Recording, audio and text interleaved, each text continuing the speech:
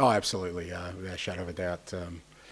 30 years, a club that's absolutely climbed to the peak of European football in the past, and you can just imagine how the supporters are feeling. There's probably a couple of generations in there who've heard the stories but not lived the experiences, and now they can live their own experiences, and it's special.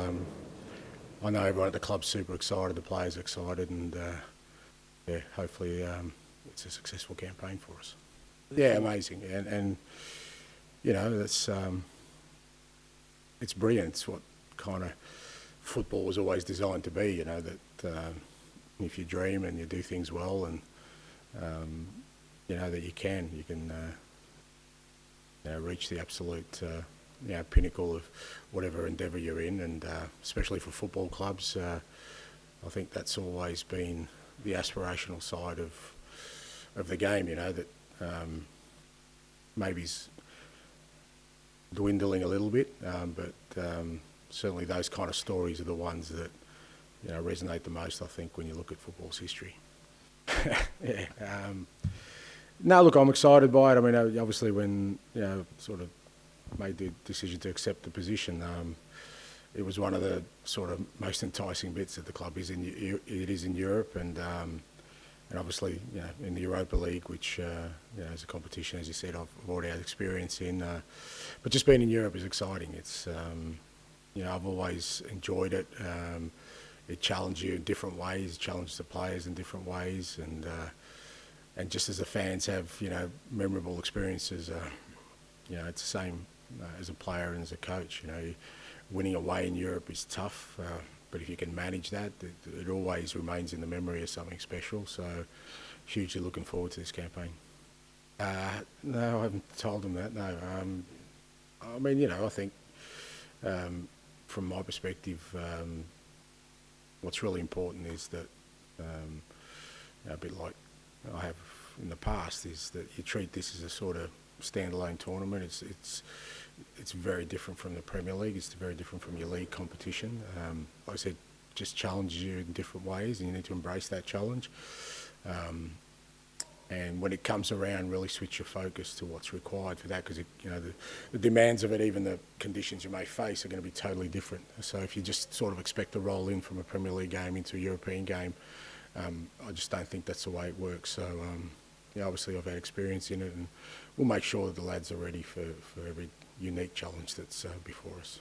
No, it's just like you're playing different countries, different leagues, different styles of football, different types of players. It's very, very different. Each league has its own sort of uniqueness to it, both in the way teams play and the conditions you face.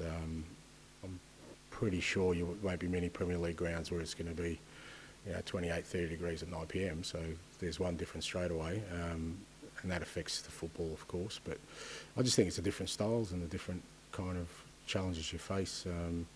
That in the Premier League, there aren't too many sort of secrets. Everything's pretty much known. You know what you're going to get every week, and this European football is a lot different.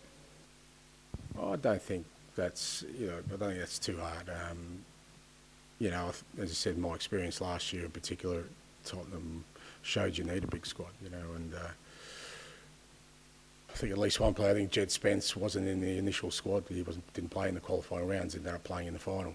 He worked his way into the squad by the time we get to knockout stages. So there's obviously a couple of lads who are disappointed not making the Europa squad, but that doesn't mean that they're sort of not going to be part of Europe this year. You can make 3 changes when you get to the knockout stages, so the opportunity is still there. And the reality is you need a big squad. There's no other way to do it, because you will. Every team, already seen teams are beginning to pick up injuries, and you're going to need a squad to be able to challenge on all fronts. And I'm really happy with the squad we've got at the moment.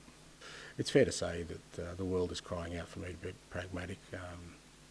But I'm just not built. But you're loath to be. but I'm just not built that way. And look, I've always said what I like to do and what I enjoy more than anything is winning. So whatever it takes, we'll do. As you said, we had a different campaign last year, and certainly in the final, we had to play a certain way because of the availability of the players we had, and thought we handled that really well. But again, people's memory gets blurred. If you look at the knockout stages, the quarterfinal, semi-final at home, we were very, very dominant, played our football away from home. We did what we need to get done. And I think you do have to approach, like I said, the Europa League a little bit differently. Tactically, there's some tweaks you need to make to allow the players to perform at their best. But I still want to win every game. That's never going to change.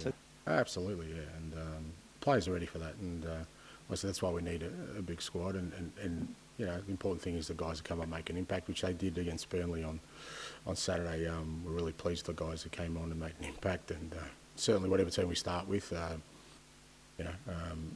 we certainly have the ability to make changes that can impact the game.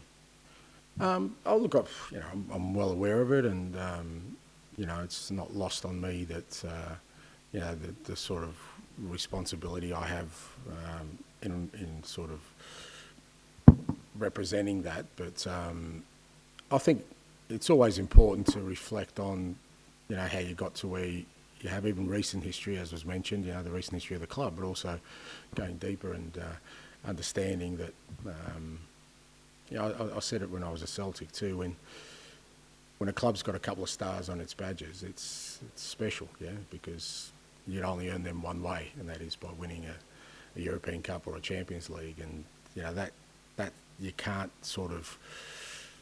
literally you can't buy that. You have to earn that, and only very few have earned that right, and we carry it on our shirts. And I think when you carry like that, something on your shirt, then you can tap into it, because it shows you that there's the possibility always of success if you dream of it and work hard for it. And when you go out there, you're representing not just today's fans and today's sort of players, but also those in the past that have got you to where you are today. Bit of both, I think. I think it's fair to say a bit of both. Obviously, the financial implications these days of competing at the highest level are vast, and you need investment for sure to do that.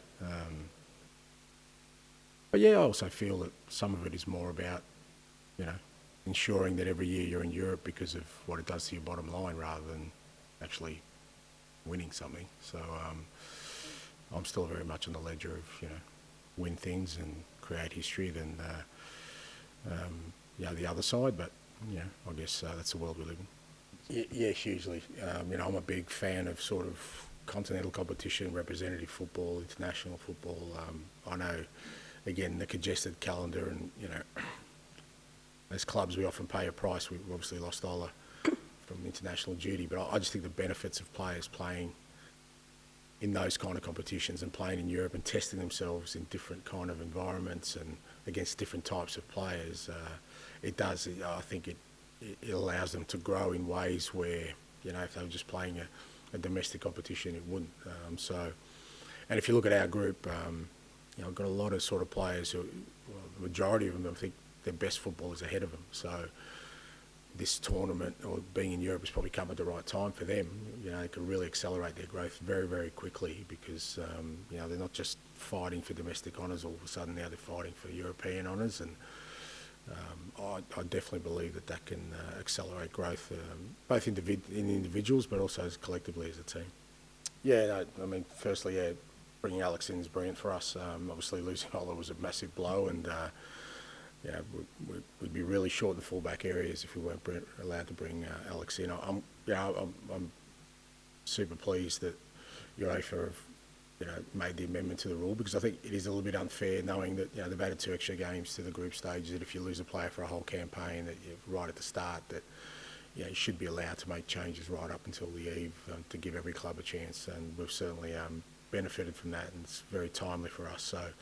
And Alex will be huge. He's settled in really quickly. You can already see he's a quality player. He's got experience at the highest level of European football, international football. So great for him to bring him in. Availability-wise, the only one that misses out is Murillo again. He trained yesterday, but just still not comfortable, and so we've left him back home to do some work, and everyone else is available. We brought Echo Dominguez across as well. He's now training fully. Won't be a part of tomorrow, but we've actually brought the whole group across, even the ones who aren't eligible, because I think it's really important that at this early stage we keep the group together. Being away allows a little bit more of sort of that spirit within the team to sort of gel a bit quicker, because we do have a lot of new players. So, yeah, I think it'll be a worthwhile couple of days for us. Yeah, huge respect for Mr. Pellegrini. It's amazing. I'm not going to mention his age, but he just keeps going, and he's a quality manager, and it gives hope for young 60-year-olds like me that we still got some football in us. And he's an absolute gentleman. I obviously managed against him when I was at Celtic and we played Betis here. But he still produces the same kind of quality teams. He loves his teams to play aggressive football. You can see that still. And every year he makes sure the Betis team he has is competing for European football. And it's going to be a tough game. They're a good side. They've got some Premier League experience in there. Obviously, they signed Anthony from Man United. I managed Gio Lo Celso at Tottenham. He's a quality player, technically very, very good. So it's going to be a tough game for sure. But I'm looking forward to it because, as I said, I've got the utmost respect for Mr. Pellegrini, and I'm looking forward to seeing him tomorrow night.